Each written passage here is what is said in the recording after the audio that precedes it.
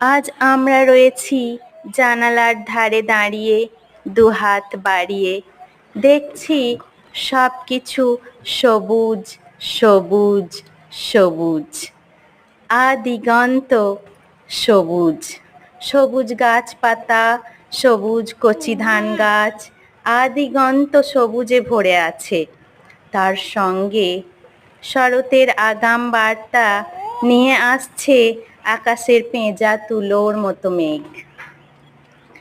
এই মনোরম দৃশ্য থেকে চোখ ফেরাতে ইচ্ছেই করছে না, কিন্তু তা বললে তো হবে না, ফিরতে হবে বাস্তবে।